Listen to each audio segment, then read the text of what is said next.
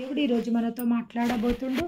నిర్గమకాండం 15వ అధ్యాయం ద్వారా దేవుడు ఈరోజు మనతో మాట్లాడబోతుండు. 15వ అధ్యాయము 26వ వచనంలో నుంచి ఆయన మనకిచ్చిన ఈ వాగ్దానంకి ఆయన నామానికే స్తుతి స్తోత్రములు కలుగునుగాక.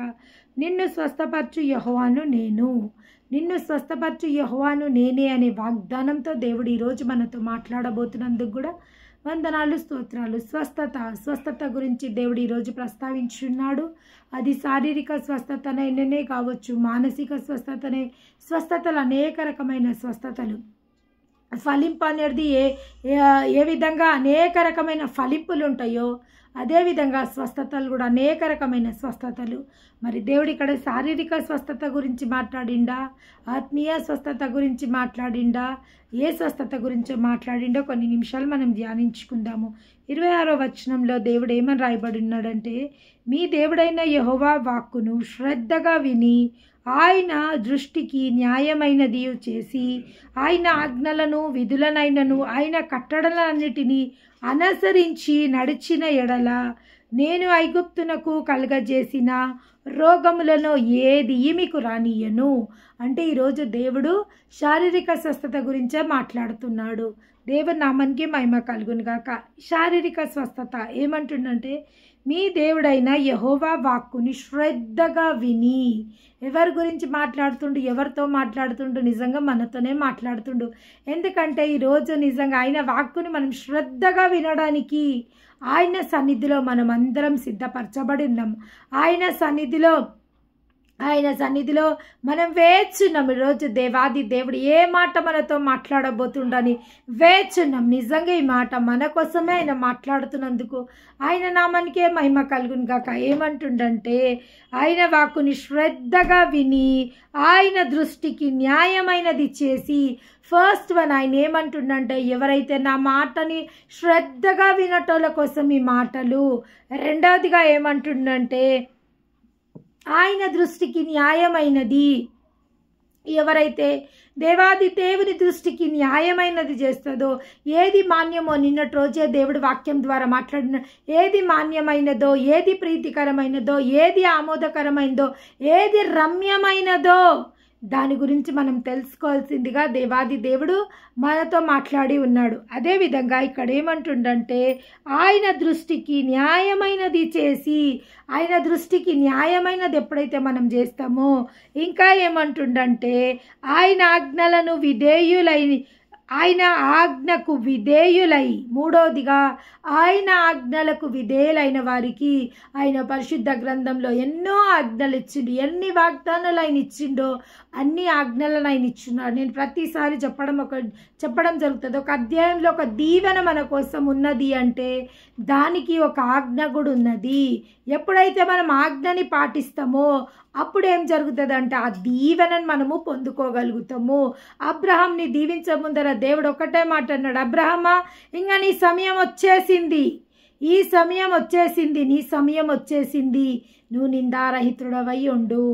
ఏ అపనిందల గుండా, ఏ నిందల గుండా, ఆ యొక్క నిందల గుండా నువ్వు వెళ్తున్నావో ఆ యొక్క నిందలని, అపనిందల నుండి నువ్వు నిందారహితుడవై ఉండు. వాటన్నిటి నుంచి నువ్వు బయటికి రావాల్సిందిగా కోరుతున్నావు. ఎందుకంటే నిందలలో, అపనిందలలో ఉన్న నీ నామంని నేను ఘనతాస్పదంగా చేయబోతున్నా.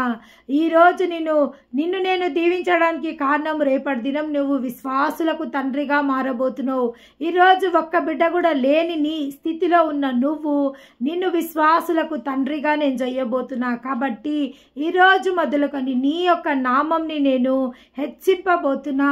ఎప్పుడైతే దేవుని నుంచి హెచ్చింపు మనం పొందుకోవాలని ఆశిస్తున్నామో, దేవుని నుంచి మనము ఒక అద్భుతాన్ని పొందుకోవాలని ఆశిస్తామో, దేవుని నుంచి ఒక ఆశ్చర్య కార్యము పొందుకోవాలని మనం ఆశిస్తామో, అప్పుడు దేవాది దేవుడు మనలో ఉన్న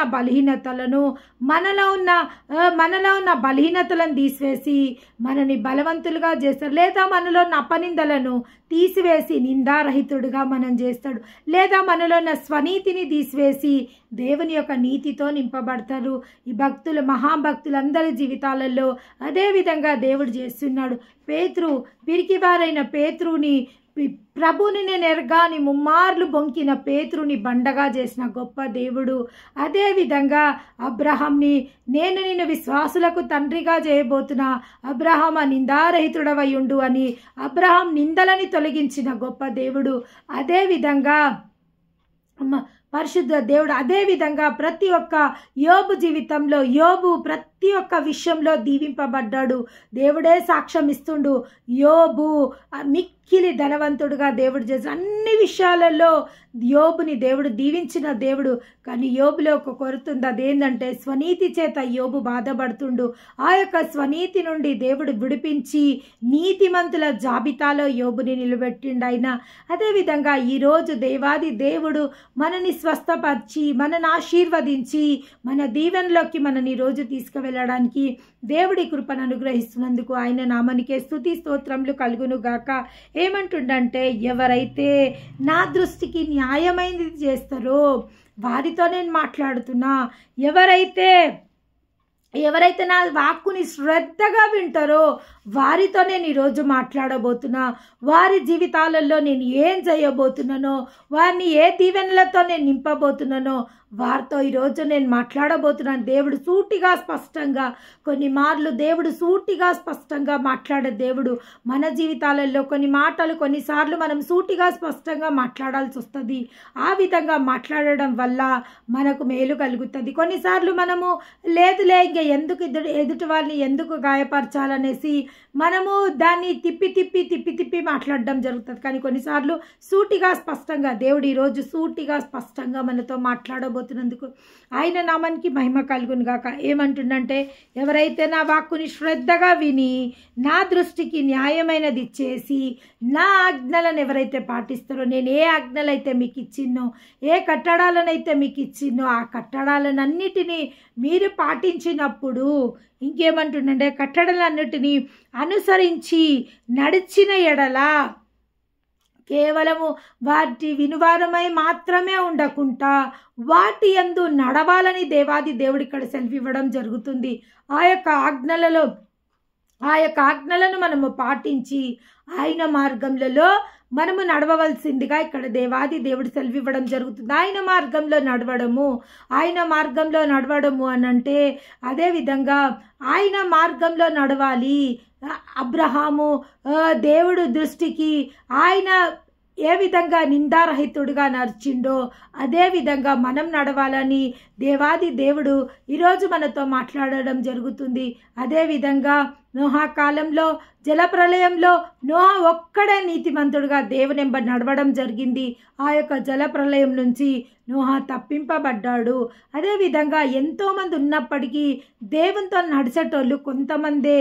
ఆ కొంతమంది గురించి ఆ కొంతమంది జాబితాలో దేవాది దేవుడు మనని కూడా చేర్చుకోవాలని ఈరోజు ఈ మాటల ద్వారా ఆయన మనని బలపరచబోతున్నందుకు ఆయన నామానికే మహిమ కలుగును గాక. అవును, పిలువబడ్డ వాళ్ళు అనేకులు, కానీ ఏర్పరచబడ్డ